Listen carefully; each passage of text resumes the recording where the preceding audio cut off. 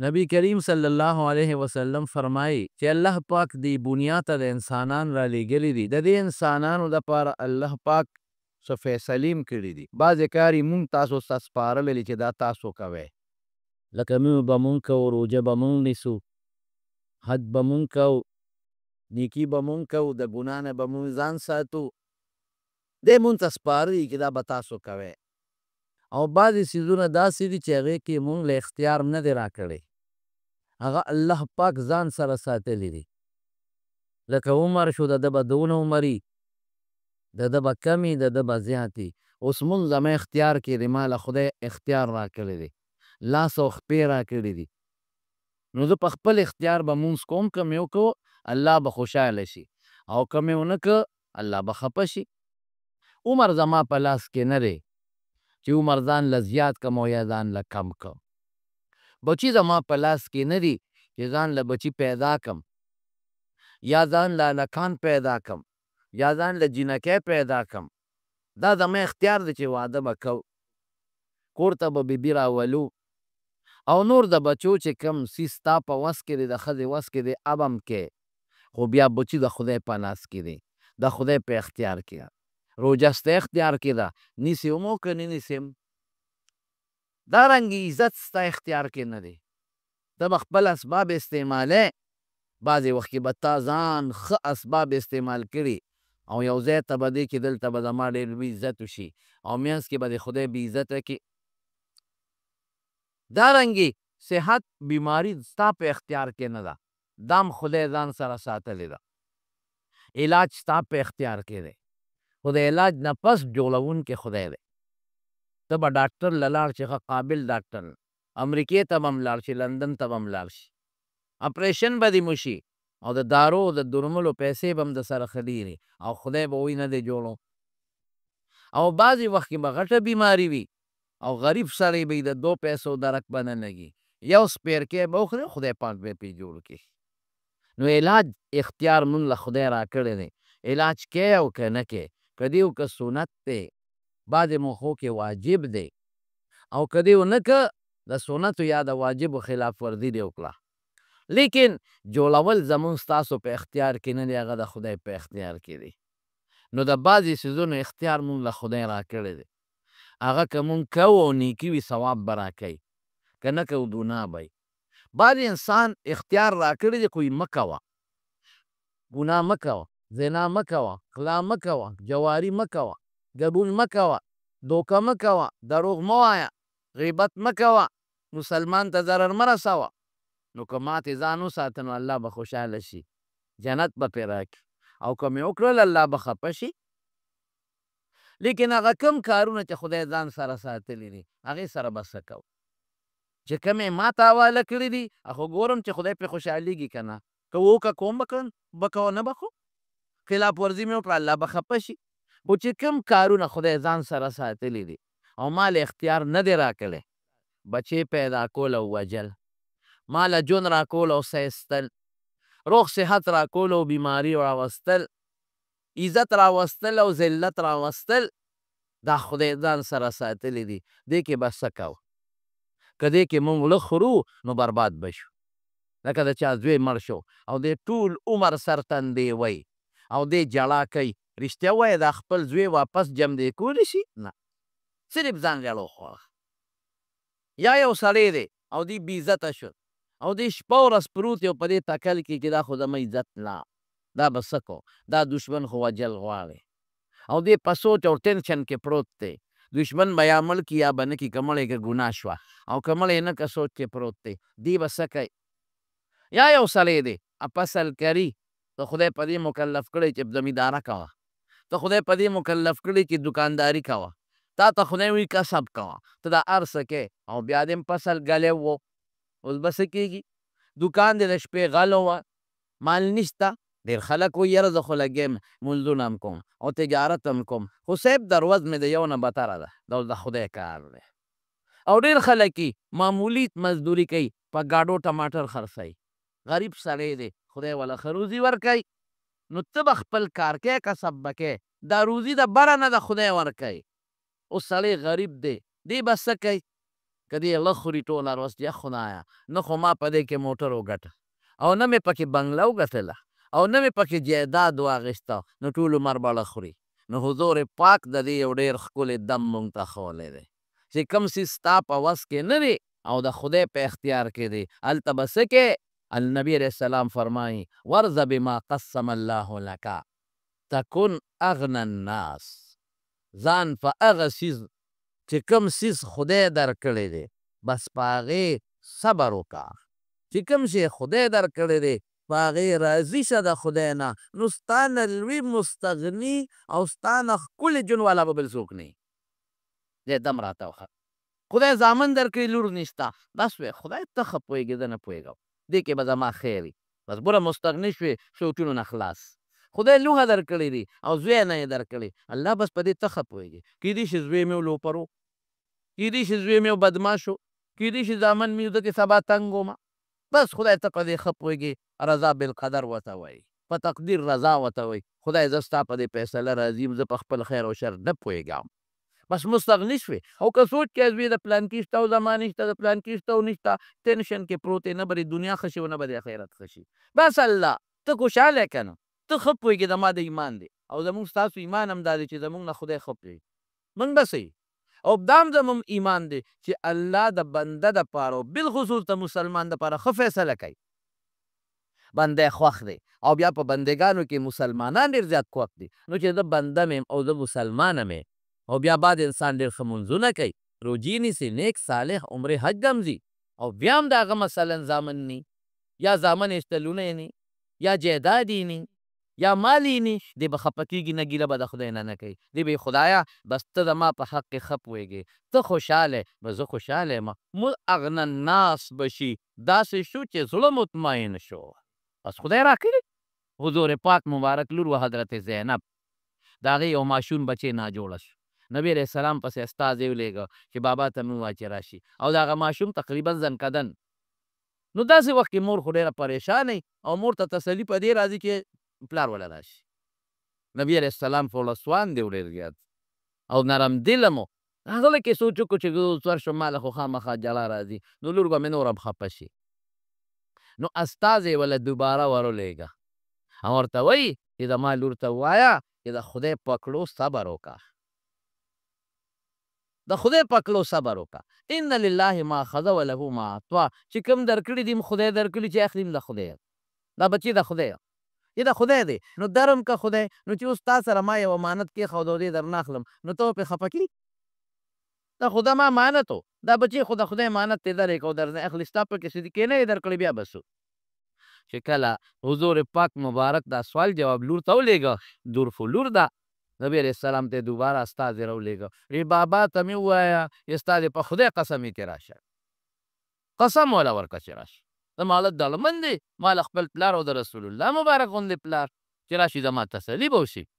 نبی علیه السلام مبارک صحابه سره واغېستل او ورننوتل چې ورل هغه ماشوم یې راواغېسته او غېږ کې ونیسه هغه زنکدن و لاس پې رپېدل او سید حضور پاک په دا غېږ کې لاړه نو ویې جالل ویې جالل نبی علیه السلام نو فوراً عبدالرحمن ابن عوف رضی الله عنه پې سوال کوي الله رسول ته هم جاړئ تا خو موږ د جلا نه منې کړي یو چې موږ پسې به نه جاړئ نو دا ته ولې جاړئ حضور پاک وفرمایل ساده عبدالرحمن دا د رحمت جړا ده د رحم جړا ده د رحم په دې ماشوم میله کې رحم راغی نو چې په له کې رحم راشي نو خامخا بنده له جړا راځي د ژبې جړا ښه نه ده هغه د لمخ لاسو ټکولو جړا ښه نه ده د ګریوانونو جړا ښه نه ده هم اته وایي ان لله ما اخذ وله ما اعطا وكل عنده باجل مسمى چې درکوي خدای درکوي چې اخلي خدای اخلي هر چا لپاره خدای یو نیټه مقرر کړې ده نو جړا راشي غم او صدمه راشي د مارونو خو خلاصېږي به پسو د زړه ټینشن به پسه ختمېږي سکون به پسه ختمېږي ادا چې د خدای په دې کار ته صبر وکړې او په دې راضي پاتې شي تکن اغنى الناس خپل بچی د ابراهیم یو صحابي فرمایي وی دی چاله ورکړو چې د ماشوم له پی ورکوه عربو به دقسې ماشومان پی له ورکوه نبي علیه السلام یو ځل مونږ ته وی دی چې لاړ شو چې ابراهیم ونیولو ماشوم بچی دی ا دې نه مخکې نور بچي مړه شوي دي نارینه وی چې هغه ابراهیم هم ورته راوچت که قسم دې وي دونه ورته حضور پاک خوشحاله و چې وی بیاو به دا پوزه مبارکه به پې د پاسه خاونده ښکلا به او بیاو به دونه ورته خوشحاله یو ځل ورته سوال جواب شو الله رسول هغه ابراهیم ناجوړه دې راشه چې ورغی نو غیږ کې راوچت که نو هغه هم ټوپونه وال ځنکده دی اوهو څومره سخت حال دې نه مخکې یو بچی طاهر وفات شوی دی په ماشوموالي کې بل طیب وفات شوی دی په ماشوموالو کې بل قاسم په ماشوموالي کې مړ دی 3 ماشومان بچي مړه دي دا 4م نمبر څوک دا طیب او طاهر یو حسابی او څوک یې 2 حسابی خیر 3 ماشومان په ماشوموالي کې مړه دي او دا 4م د څونه پې دړمن دی حضور پاک راوچت که او د سینې پورې ونیوه او د حضور پاک په دې غیږ کې تې سلاړه او نبي علیه السلام څه وایي همغه سترګو نوښ کې روانه شوې او څه وایي ولا نقول الا ما یرضا ربنا هغه خبرې کوو چې په کوم زمونږ رب خوشحالېږي هغه خبره کوو چې په کوم زمونږ رب خوشحالېږي په کوم باندې زمونږ رب خوشحالېږي هغې نه علاوه دویمه خبره نه کوو او بیا څه وایي انا لله و انا الیه راجعون او بیا څه وایي انا على فراقك یا ابراهیم لمحزونون ابراهیم ستا په جدایۍ موږ خفه یو غمجن یو خو لا نقولو بله خبره نه کوو هغه وایو چې زمونږ رب ورباندې خوشحاله شي چې الله پې خوشحالي هغه خبره کوه ګوره دې ته رضا بالقدر وه نو چې څوک الله پاکه زمونږ دپاره مقرر کړي او موږ وایو الله دا تا مقرر کړل بس دا ستا د طرف نه دي که مال راکې بس ما خو خپل وستې کوشش به کوم چې نه راکې نو په زور یې د ناوالم څه په زور خو درنه نشم اخیستی بس زه پې خوشحاله یم خدای په دې لږم خدای ډېره دې راکړې ده په دې م شکر ادا کوم خدای ژوند لږ دی که ډېر دی پې خوشحاله یم بچي هله کال دي که جینکۍ دي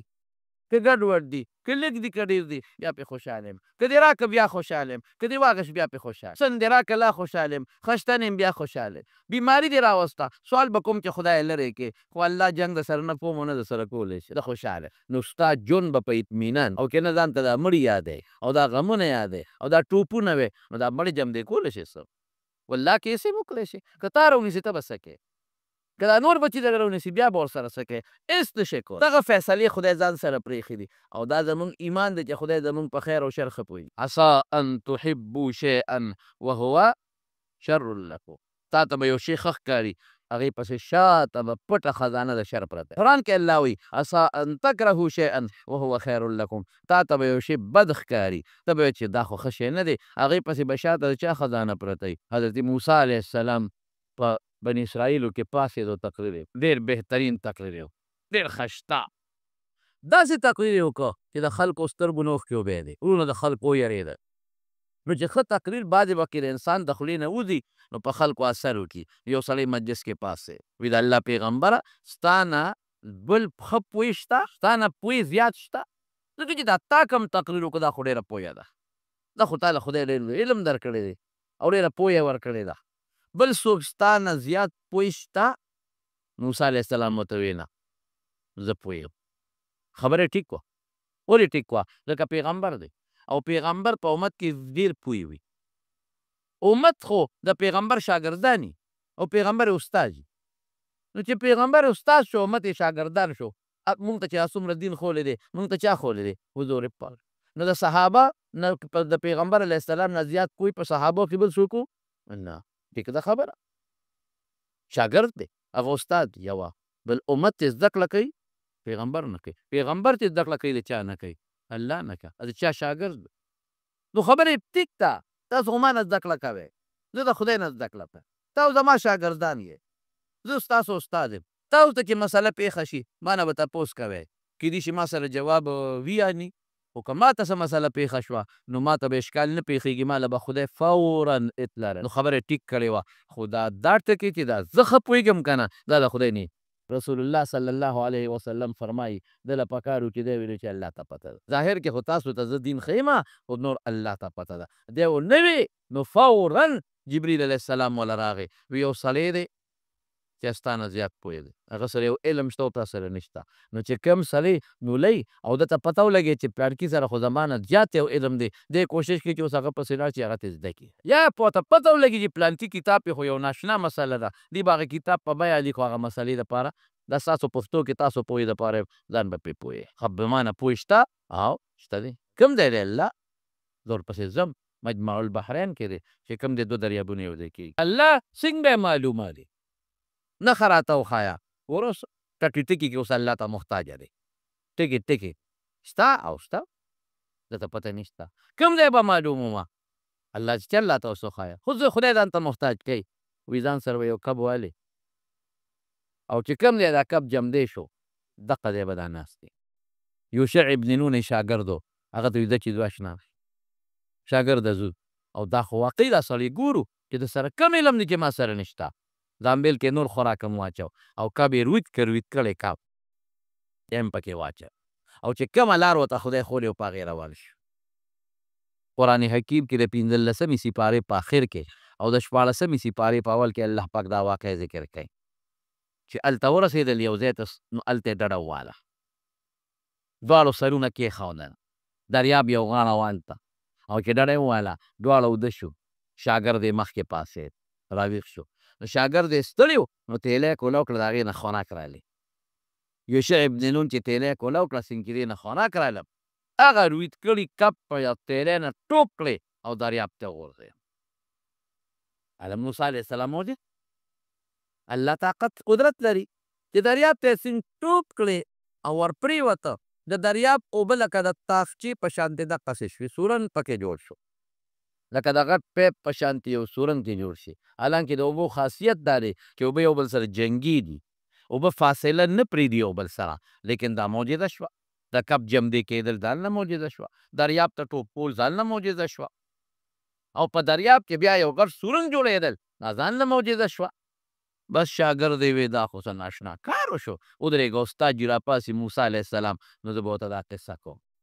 چې موسی علیه السلام راویښ شو شاګرد نه خدای خبره یېره او یاده د چا په لاس کې روزو ګوره بعضې څیز خدای ځان سره سات بعضې تاله درکړی دی بعضې خدای ځان سره ساتلی دی که موږ د دنیا توپونه وو چې بشیر جان له ښځه کوو چې خدای وایي زما وله نه لیکلی نو زموږ څه کولی علم تسلي درکوو یار که یار چې ته هم خفه نه شي لکه موږ د دنیا غوبل او کوشش او خدای وایي چې ما وله نه ده لیکلی جنت کې پرته ده د ښځه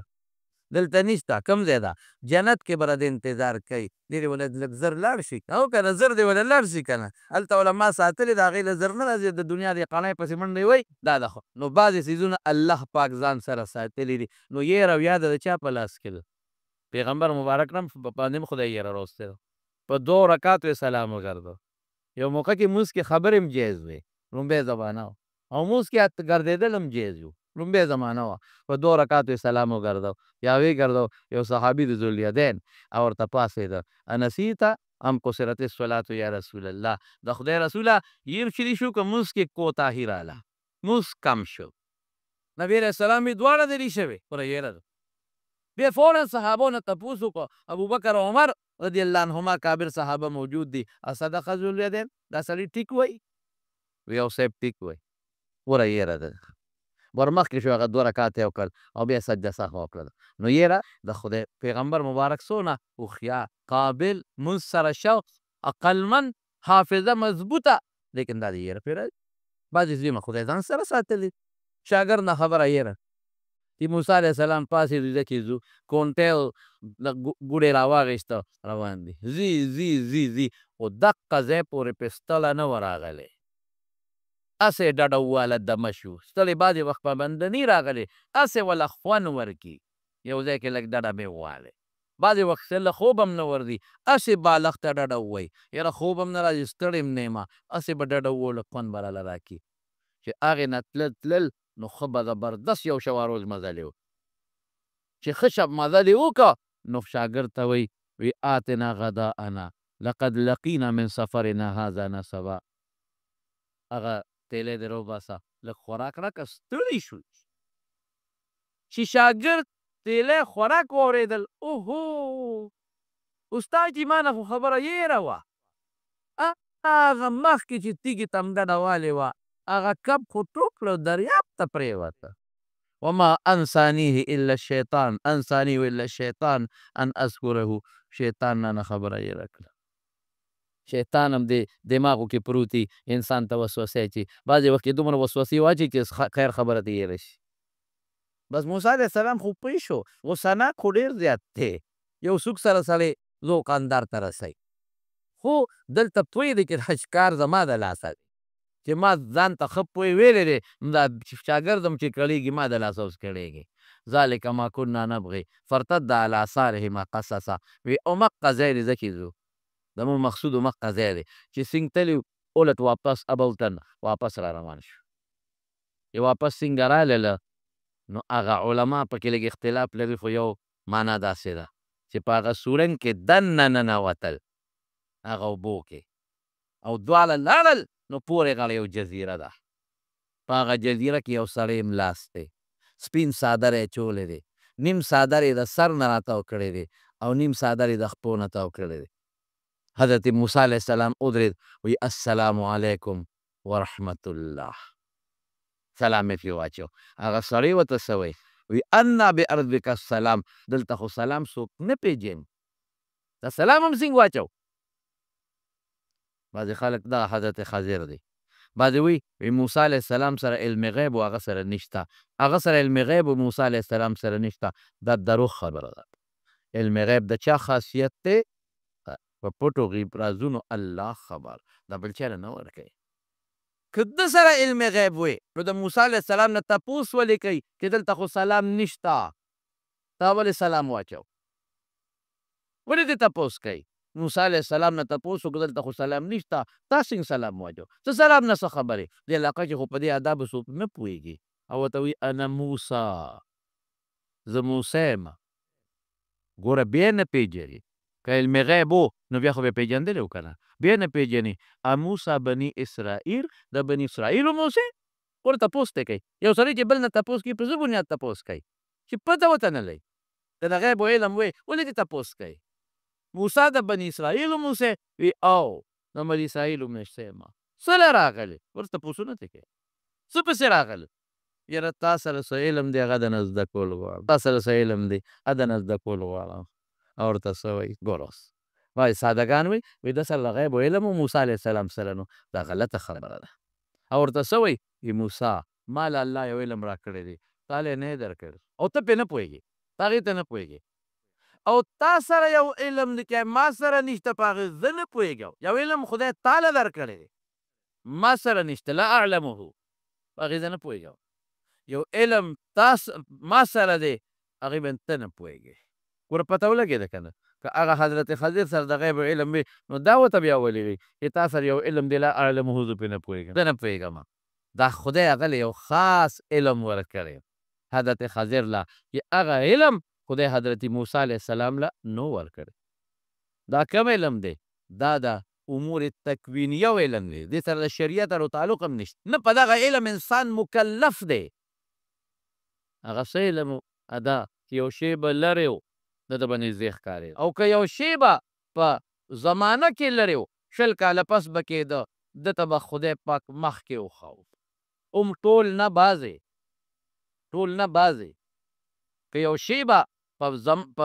فاصله کې لرې و مکان کې فاصله کې ده ته به نږدې ښکاره او که یو شی به په زمانه کې لرې و کال پس 10 کاله پس به ښکاره کېده ده ته به خدای مخکې وښاو. ټول نه بعضې دا وله خدای یو علم ورکړی او دا علم د حضرت موسی علیه السلام سره نو دا د غیب نی دا یو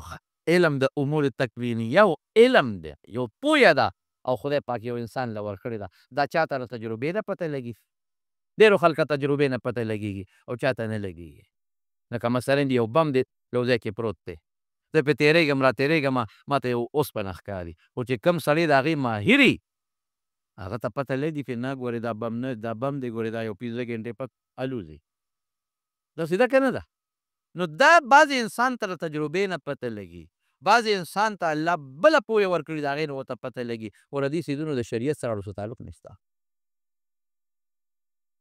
موسی علیه السلام ورته وایي نه بس ما ته بخی وایي هغې ته کار وسات الله تم د آفتونو نه وساتي، الله تم د مصیبتونو نه وساتي. الله د دواړو جهانو خیر او برکت هم نصیب